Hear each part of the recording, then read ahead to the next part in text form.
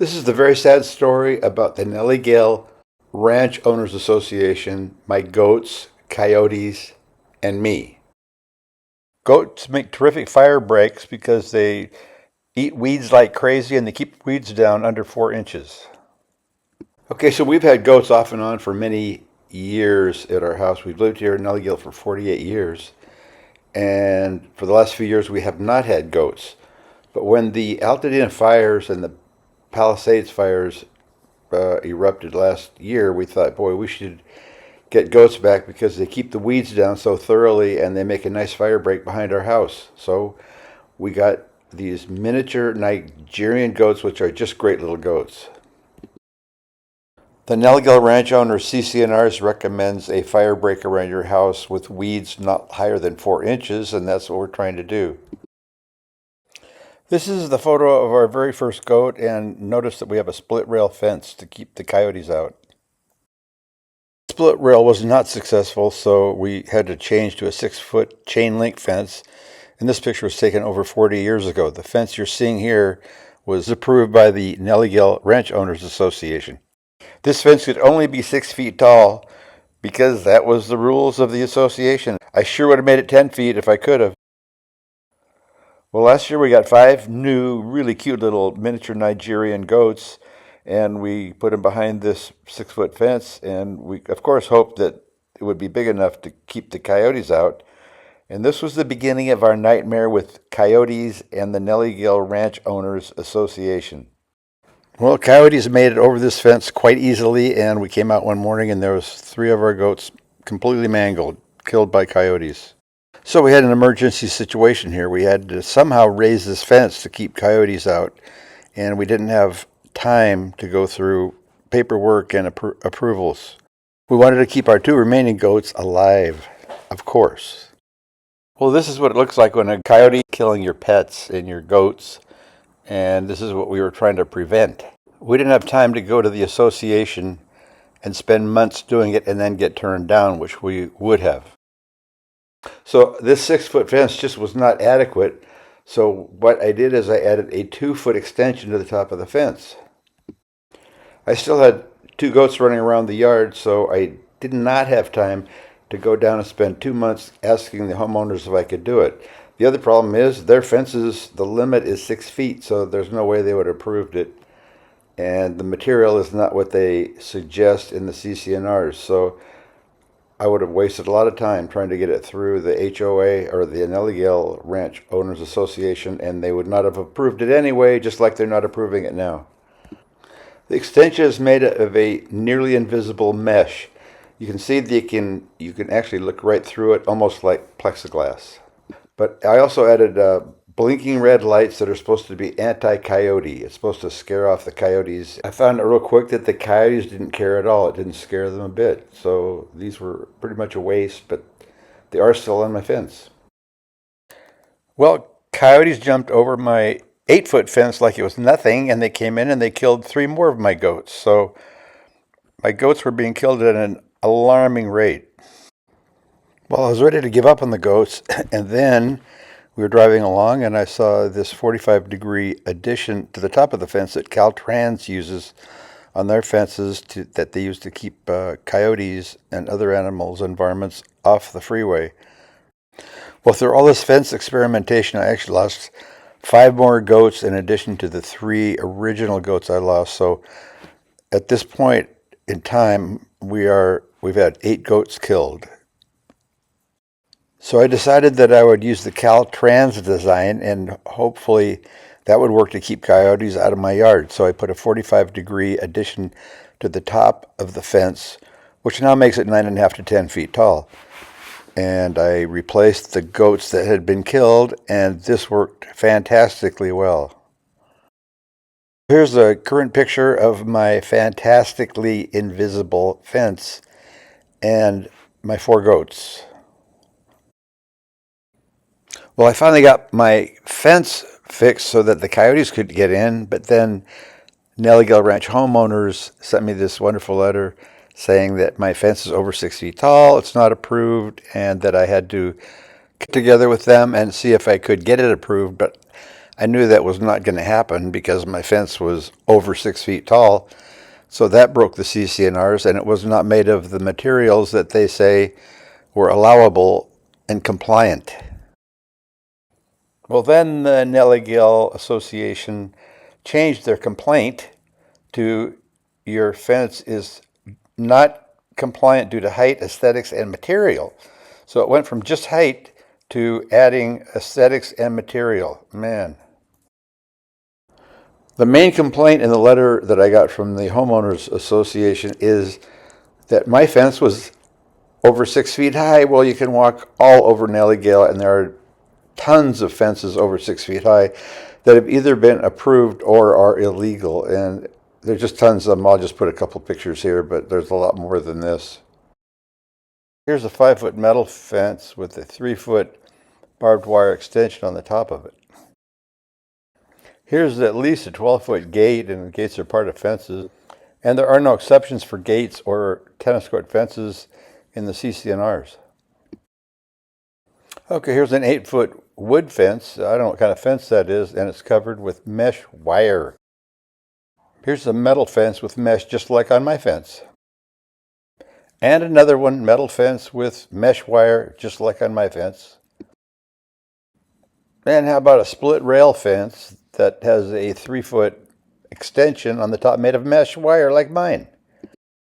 Nellie Gail Ranch Owners Association hates chain link, and they act like if anybody even sees a little bit of it, it's just horrible. But if you take a walk down the horse trail right behind my house, you can see that on the right is hundreds of feet of chain link fence that's not covered and people can see. There on the left is my goat fence that has saved my goats. So no matter how you cut it, you're going to see a ton of chain link fences all over Nellie Gail Ranch. Well, I met with the Homeowners Association and they turned down my fence, which really shocked me because it's there for a good reason. And they referred me to the Architectural Committee, and the Architectural Committee came up with 3 what they think are really great options, and here they are. Option number 1 is I could take the top off my 6-foot fence, then I could build a 10-foot chain link fence 20 feet up the hill, and in between the 2 fences I could plant plants to cover the chain link fence on the trail, which makes no sense because there's chain link fences all over the trail, and they think this is a really great option. This would probably cost about $50,000 because of the 250-foot, 10-foot chain link fence, plus an additional 250 feet between my neighbors, which I, of course, would have to pay for. So this chain link fence would be 500 feet long. Plus all the planting and irrigation and maintenance of the plants, and this would just be an absurd thing to do. People would wonder, what the heck are you doing? Well, right above my 6-foot fence is a 12-foot chain link tennis court fence. And this would be just a huge mishmash of chain link fences, and this is just a horrible idea. Well, they sent me a map of how this double fence design should look, and this is a plot plan over my house, and you can see the 2 fences. And does this make any sense at all to anybody with an IQ of over 4? I don't think so. Well, option number 2 is I could build a 5-foot block wall, which would be 250 feet long on the horse trail, and then it would have to go up between the neighbors each side. That would be another 250 feet. And I could put wrought iron on the top of the fence and hope that would keep out the coyotes. Can you imagine? Hope. This is not a real wall here. This is photoshopped in, and that's my wife there. I got a bid on the wall and the footing. It would run about $125,000. Amazing. Okay, here's the third wonderful option that the homeowners gave me. I could tear off the top of the fence that I added on to save my goats' lives. This would mean that either the goats would be killed by coyotes who would immediately jump over and kill them, or I'd have to sell my goats or get rid of them somehow. And this is definitely not a great idea, of course, but that's what they gave me. Well, I offered to plant bougainvilleas just outside the fence, which would be 20 to 30 feet from the horse trail, and it would cover the fence that they don't like. But they turned that down, and I thought it was a pretty reasonable offer. I would pay for it, irrigate it, take care of it. Nope, they didn't want to do it. They said that the plants would be a danger to the horseback riders and the horses riding by on the trail 20 to 30 feet away. Is that sensible at all? It isn't. I'm sorry. This is Brian Mitchell, manager of the HOA here in Nellie, Gail, and he wrote a really nice article on how to handle coyote problems and what we should do. And one is provide a secure enclosure, but you cannot do a secure enclosure with the CC&Rs. Well, that's just wonderful writing for Brian, but look at the CC&Rs of Nellie, Gail. You cannot have a fence that exceeds 6 feet.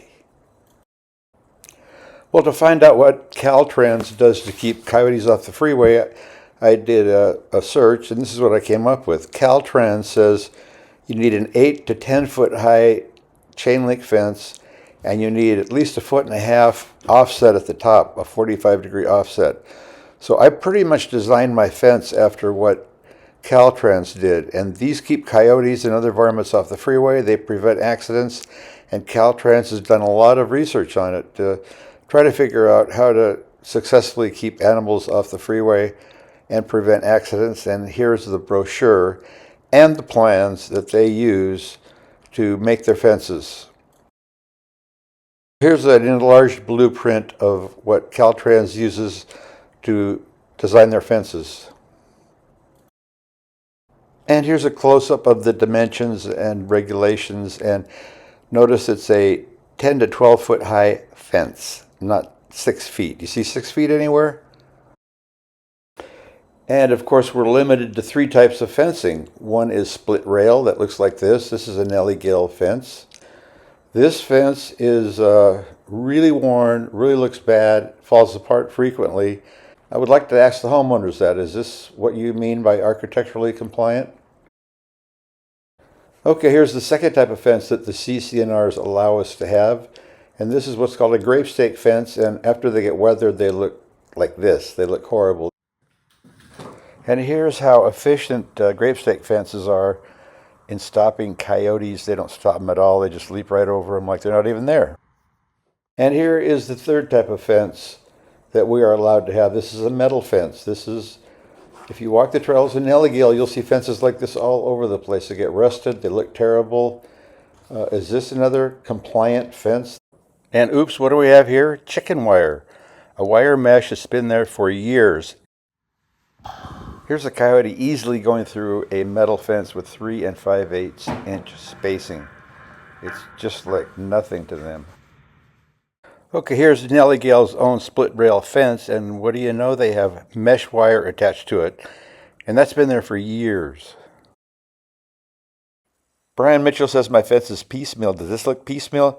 You can't even see the ad on it. It's almost invisible, so I really wouldn't call this piecemeal, but he does. Now, if you continue walking on the trail to my house, on the right you'll see the Nellie Gail Tennis Club, and here's a 12-foot fence. And this fence is used to keep the balls inside the tennis court, and that's fine. But why are we not allowed to go higher than 6 feet to keep our families and our pets and our infants safe? That just makes no sense. That has to be changed in the CC&Rs immediately. It's just nonsense. I was actually shocked that the ranch owners didn't want to come up and help me preserve and save my goats, and that they didn't come and say, hey, gee, anything you need to do, or what can we do to help you? No, they don't try to help you. What they do is their big thing was my fence was over 6 feet tall. They didn't really care that I lost 8 goats. And from the pictures they sent around, it looks like their main concern is losing face and like losing this case. They send phony pictures. They don't help me at all with the fencing or what can I do to keep coyotes out of my yard.